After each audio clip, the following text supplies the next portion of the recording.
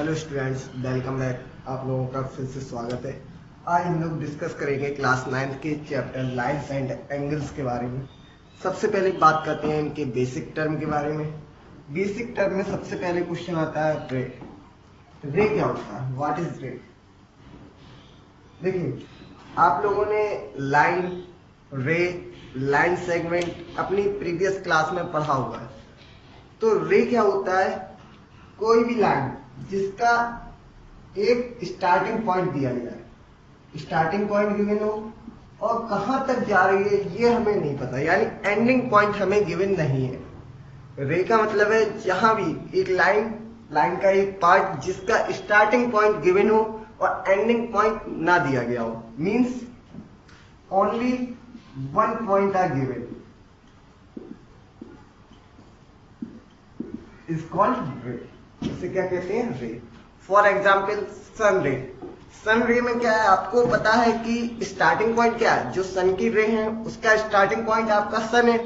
कहां तक जा रही है इसका हमें नहीं पता। हो सकता है ऊपर आ रही हो सकता है और नीचे जा रही हो, कहां तक जा रही है ये नहीं पता। तो सेम कंडीशन है रे की। रे क्या है? जिसका स्टार्टिंग पॉइंट दिया गया हो, ओनली वन पॉइंट गिवन होगा, ठीक है, स्टार्टिंग पॉइंट। एंडिंग पॉइंट कहां तक है हमें नहीं पता। क्लियर? इसके बाद बात करते हैं लाइन सेगमेंट की। लाइन सेगमेंट क्या होता है? एक पार्ट ऑफ लाइन होता है। लाइन सेगमेंट क्या होता है? Part of line. लाइन का एक पार्ट होता है। मींस दूसरे शब्दों में अगर हम बोले तो इसमें क्या होता है? Both point are given, starting और एंडिंग। बोथ पॉइंट आर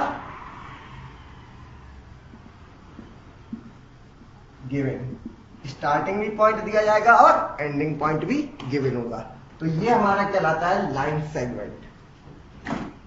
एग्जाम्पल के लिए दोनों पॉइंट अगर आपको गिवन है तो ये आपका क्या होगा? एक लाइन सेगमेंट होगा। Clear?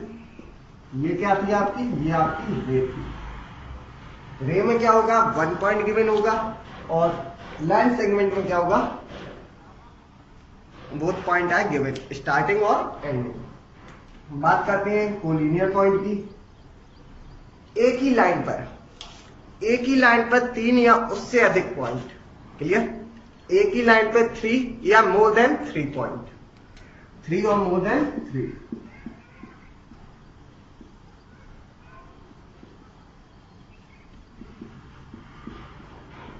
Line on same line.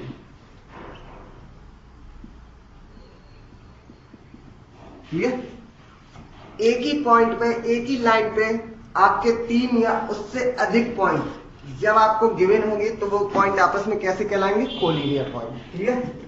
For example मान लीजिए ये आपकी एक लाइन है, ठीक है, इस पे आपको 3 पॉइंट गिवन है। हो सकता है 3 हो सकता है 3 से ज्यादा हो, तो 3 और मोर देन 3। जब भी 3 या 3 से ज्यादा पॉइंट एक लाइन पे आएंगे, देखिए लाइन में आपको 2 पॉइंट तो पता ही है, लाइन सेगमेंट में 2 पॉइंट होते हैं, स्टार्टिंग पॉइंट और एंडिंग पॉइंट। तो 2 से ज्यादा यानी 3 या 3 से ज्यादा अगर सेम लाइन पे आते हैं तो वो कोलिनियर पॉइंट कहलाते हैं। नॉन कोलिनियर पॉइंट मींस अगर 3 या उससे अधिक पॉइंट एक लाइन पे ना हो, पॉइंट ऑन डिफरेंट लाइन, ठीक है, तो वो क्या कहलाएंगे? Collinear point. फॉर एग्जाम्पल अगर हम 3 पॉइंट लेंगे, अब देखिए या तो ये एक लाइन पे जाएंगे तो तीसरा पॉइंट अलग हो जाएगा, या फिर ये एक लाइन पे जाएंगे तो ये वाला पॉइंट अलग हो जाएगा, जब ये जाएंगे तो ये वाला पॉइंट। मींस कुल मिला के कहने का मतलब ये है कि 2 या 3 या 3 से अधिक पॉइंट अगर वो सेम लाइन पे नहीं आ रहे हैं तो वो पॉइंट कैसे कहलाएंगे? Collinear point. क्लियर? अब बात करते हैं आर्म और वर्टेक्स। ये आपके टॉपिक लाइन से रिलेटेड थे, ये 2 टॉपिक एंगल से रिलेटेड है, आर्म और वर्टेक्स।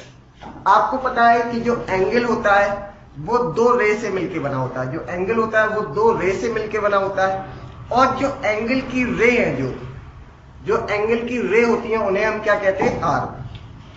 फॉर एग्जाम्पल मान लीजिए ये एक एंगल दिया गया आपको, तो एंगल ये दिया गया, इसमें जो एंगल की रे है, एंगल आई थिंक आ नहीं रहा है, मैं ऊपर बना दे रहा हूं, जो ये एंगल दिया गया है, अब आप देख रहे हैं इसमें दो रेज आ रही है, ठीक है। मैं इसका नाम दे रहा हूँ, ये पॉइंट ओ मान लें, पी क्यू। तो आपकी दो रे हैं, एक ओपी और दूसरी ओपी। तो एंगल, जिस एंगल से जो एंगल रे पे बन रहा है, वो जो रे है, ये जो रे है, ये क्या कहलाएंगी आपकी, ये कहलाती है आर। क्लियर? मीन्स सेम पॉइंट से, सेम वर्टेक्स से, और ये जो पॉइंट होता है जहां से एंगल बनता है, ये कहलाता है वर्टेक्स। क्या कहलाता है? वर्टेक्स। क्लियर? एंगल समझ में आया? आर्म समझ में आई? आर्म क्या होती है, वर्टेक्स क्या होते हैं?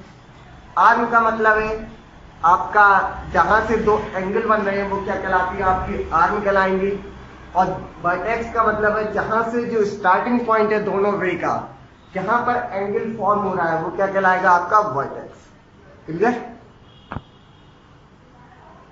चलिए अब हम लोग बात कर रहे हैं एक्यूट एंगल, एंगल्स के बारे में। एंगल्स में आप लोगों ने मेनली 5 तरह के एंगल्स पढ़े होंगे। आपका acute angle, right angle, obtuse angle, straight angle और रिफ्लेक्स एंगल। इसके साथ ही इसमें 2 एंगल और आते हैं जिन्हें आप लोगों ने पढ़ा भी होगा। एक होता है जीरो एंगल, जीरो एंगल, और दूसरा आता है कंप्लीट एंगल, कंप्लीट एंगल। सबसे पहले बात करते हैं जीरो एंगल के बारे में। जीरो एंगल का मतलब है वो एंगल जो 0 डिग्री का हो, ठीक है।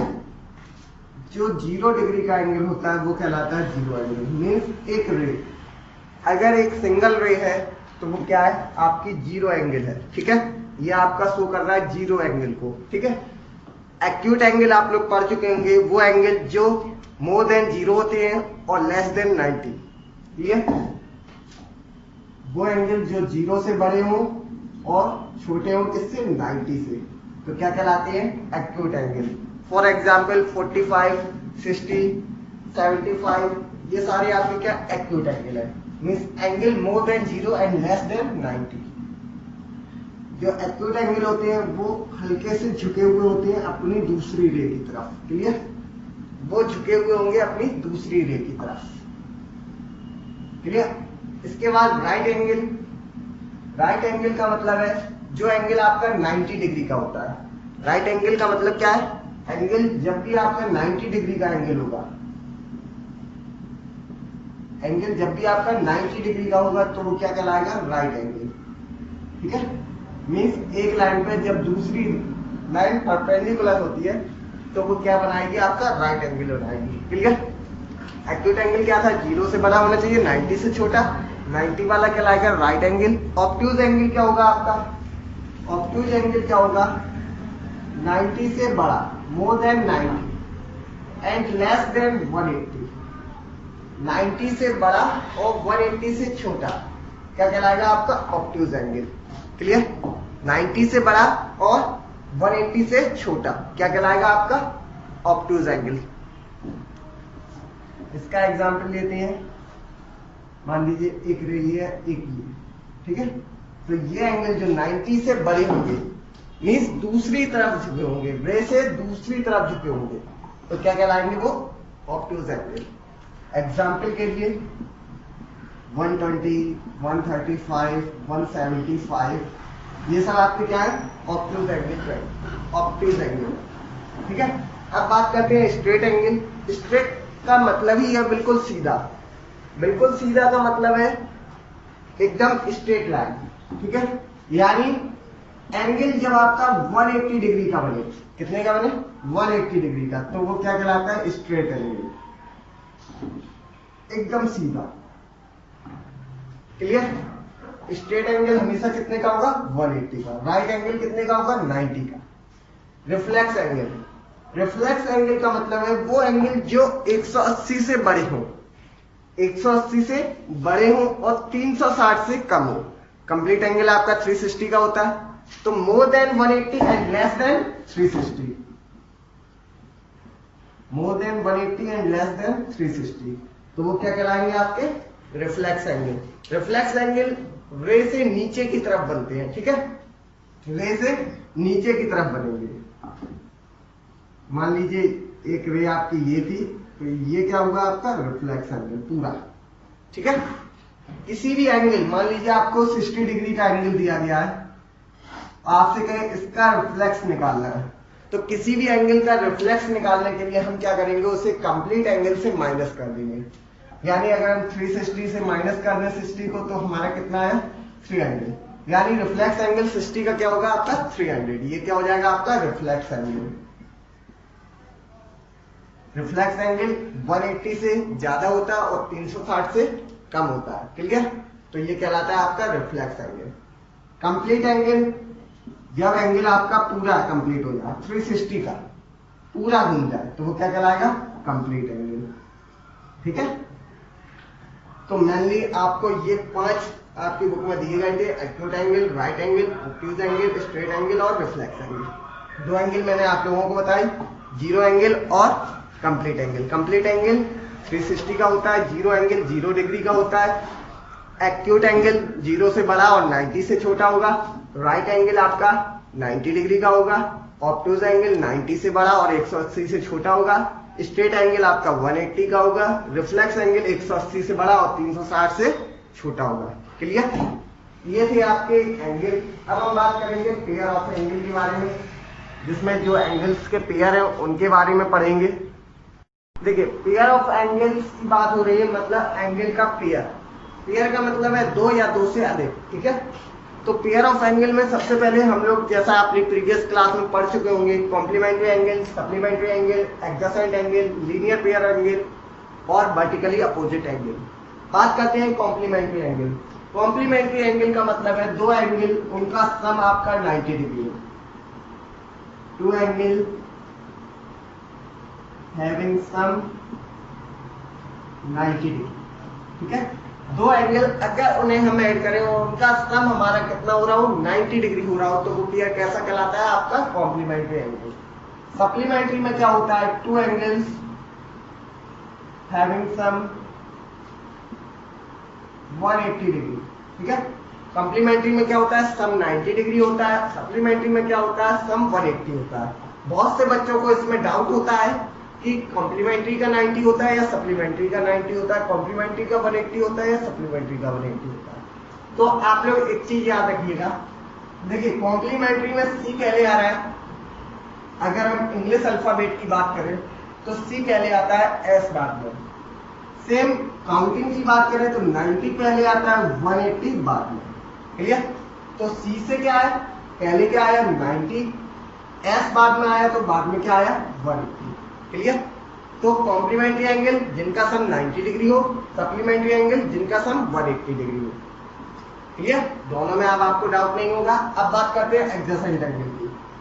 एडजेसेंट एंगल में क्या होता है, एंगल का pair, pair of angle having same vertex. Same vertex क्या होना चाहिए, उनका वर्टेक्स सेम होना चाहिए, and A common arm, and A common arm, और उनके बीच में क्या होना चाहिए, एक कॉमन आर्म होनी चाहिए। एग्जाम्पल से समझ रहे हैं, मान लीजिए हमने ये 2 एंगल बनाई, एक ये एंगल एक ये। ठीक है, अब आप देख रहे हैं दोनों एंगल का जो वर्टेक्स है वो सेम है। ठीक, क्या ये सेम वर्टेक्स है, और इनके बीच में ये जो लाइन देख रहे हैं, ये जो रे है बीच वाली, ये क्या शो कर रही है, ये शो कर रही है कि इनमें क्या है, कॉमन आर्म। दोनों में ये जो आर्म है ये क्या है, कॉमन है। ठीक है, ये आर्म क्या आपकी कॉमन है, तो ये हमारे कैसे पेयर होंगे, एडजेसेंट एंगल। ठीक है, एडजेसेंट एंगल कौन से होती है, जिनका जो क्या होता है सेम वर्टेक्स हो और उनके बीच में जो आर्म है वो आपकी कॉमन आर्म हो, तो क्या कहलाएगा आपके एडजेसेंट एंगल। ठीक है, इसके बाद बात कर रहे हैं लीनियर पेयर की। लीनियर पेयर में क्या होता है, pair of angle having sum 180 degree. ठीक है, आपका एंगल का पेयर, पेयर ऑफ एंगल जिनका सम हैविंग सम 180 डिग्री। 2 एंगल का पेयर अगर उनका सम, उन्हें जोड़े एंगल के पेयर को, तो अगर सम 180 डिग्री हो रहा है तो वो क्या कहलाते हैं आपके लीनियर पेयर। ठीक है, फॉर एग्जाम्पल ये हमने 2 एंगल मान लिए, एक एंगल ये हो गया, एक एंगल ये हो गया, ठीक है। अगर हम बात करें एंगल 1 + 2 की, तो आप देख रहे हैं एक स्ट्रेट लाइन आ रही है। अगर इन दोनों को ऐड करना, स्ट्रेट लाइन आ रही है मतलब सम 180 हो रहा है, तो ये क्या कहलाएंगे आपके linear pair of angle. Linear pair of angle क्या होंगे? दो एंगल्स अगर उनको ऐड किया जाए, pair of angles having sum 180 degree, ठीक है, उनको ऐड करने पे अगर सम आपको 180 डिग्री आ रहा है, मींस स्ट्रेट लाइन पे मिल रहे हैं, तो वो क्या कहलाएंगे आपके linear pair of angle. Clear? अब बात करते हैं लास्ट टॉपिक की, वर्टिकली अपोजिट एंगल। देखिए वर्टिकली अपोजिट एंगल का मतलब है सेम वर्टेक्स पे जो अपोजिट एंगल बने, किस पे? सेम वर्टेक्स पे जो अपोजिट एंगल बनेंगे वो क्या कहलाएंगे आपके वर्टिकली अपोजिट एंगल। मान लीजिए हम ये 4 एंगल है हमारे पास, सेम वर्टेक्स है, ये क्या हमारा वर्टेक्स है और ये कैसा है? सेम है, चारों एंगल के लिए सेम है। हम इसको नाम दे रहे हैं 1 2 3 4, ठीक है। तो सेम वर्टेक्स पे जो अपोजिट, अपोजिट मतलब एक ऊपर एक नीचे, मींस 1 का अपोजिट क्या है? 3 है, और 2 का अपोजिट क्या हो रहा है? एंगल 2 का अपोजिट क्या है? 4 है, ठीक है। तो सेम वर्टेक्स पे जो अपोजिट एंगल बनेंगे वो हमारे क्या कहलाएंगे? Vertically opposite angle. और हमेशा याद रखिएगा जो वर्टिकली अपोजिट एंगल होती है वो आपस में इक्वल रहती है, ठीक है। वर्टिकली अपोजिट एंगल कैसे होती है? इक्वल होते हैं, मींस एंगल 1 किसके इक्वल होगा? एंगल 3 के। एंगल 2 किसके इक्वल होगा? एंगल 4 के। क्लियर? तो ये थे हमारे कुछ basic term lines and angles के बारे में। आई थिंक आप लोगों को समझ में आए होंगे। वीडियो अच्छी लगे तो आप इसे लाइक करिए, सब्सक्राइब कीजिए। आज के लिए इतना ही, थैंक यू। अगली क्लास में फिर मिलेंगे।